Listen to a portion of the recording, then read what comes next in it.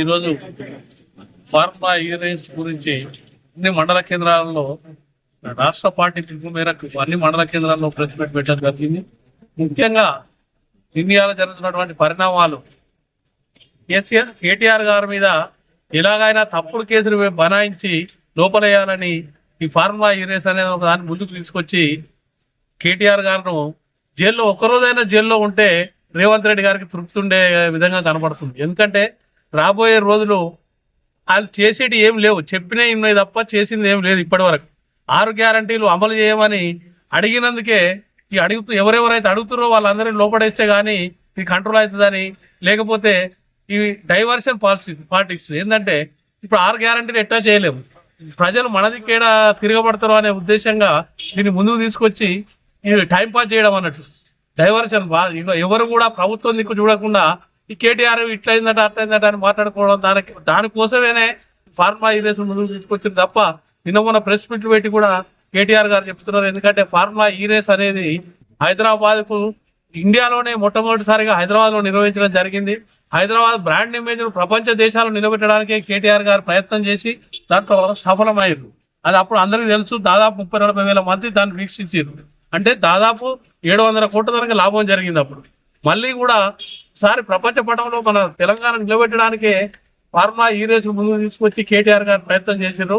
దాన్ని ఏదో ఆసరా చేసుకుని కేటీఆర్ గారిని బదనాం చేసి లోపలేయాలనే ఉద్దేశంగా ఇదొకటి ముందుకు తీసుకొచ్చి లేని దాన్ని ఉన్నట్టుగా సృష్టించి దాన్ని కేటీఆర్ లోపలేయాలనే ఆలోచన చేస్తున్నారు.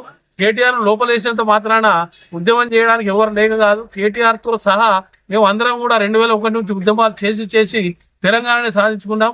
మిమ్మల్ని రోడ్డు మీద వేయడం పెద్ద మాకు సమస్య కాదు. రేపు రాబోయే రోజులలో మీరే చూస్తారు ఎవరు ఏం చేస్తారు అనేది. ప్రజలు గమనిస్తా ఉన్నారు ఎవరు ఏం చేస్తున్నారో. మీరు ఖాళీ మీ దిక్కు ఉండకుండా, ప్రజలు మీ దిక్కు ఉండడానికే ఈ ఫార్మా ముందు తీసుకొచ్చి కేటీఆర్ గారి మీద ఏదో నింద మోపి లోపడేసి ఏదో రాక్షసానందం పొందాలని చూస్తున్నారు. దీనికి ప్రజలందరూ గమనిస్తున్నారు. రాబోయే రోజుల్లో తగిన గుణపాఠం చెప్తారని సందర్భంగా తెలియజేసుకుంటున్నాం. రాబోయే రోజులలో మీ 6 గ్యారంటీలు 420 హామీలు అమలు అయ్యేదాకా మేము అందరం కూడా మేము మరి మీ వెంబడే పడతామని చెప్పి ఈ సందర్భంగా తెలియజేసుకుంటూ, ఒకవేళ మీరు చేయని పక్షంలో మాత్రం కాదు అని చెప్తే మేము నిమ్మలంగా ఉంటాం. మాకు ఈ ఉద్యమాలు చేసుడు ఇవన్నీ క్వశ్చన్ చేసుడు మాకు ఉండదు. కాబట్టి రాబోయే రోజులలో మీరు చేయకుండా మాత్రం మెడల్ మంచి చేయించేదాకా మేము ఊరుకోమని చెప్పి సందర్భంగా తెలియజేస్తూ జై తెలంగాణ. గురించి కాంగ్రెస్ పార్టీ కక్షపూరితంగా వ్యవహరిస్తుంది. ఈ విషయంలో ఫార్ములా ఇరేసింగ్ సందర్భంగా మన హైదరాబాద్ స్థాయిని ప్రపంచ పటంలో గుర్తించింది మన టీఆర్ఎస్ ప్రభుత్వమే. దీనికి విరుద్ధంగా వారు కేటీఆర్ ను జైలుకు పంపడానికి కంకణం కట్టుకున్నట్టుంది. ఇందులో ఏమి లేకుండా కానీ ఏదో సృష్టించి జైలుకెళ్ళేటట్టు చేస్తున్నారు. కాబట్టి ఓటుకు నోటు రేవంత్ రెడ్డిది ఇంతవరకు ఏమి లేదు. ప్రస్తుతానికి దాన్ని విమర్శించడం,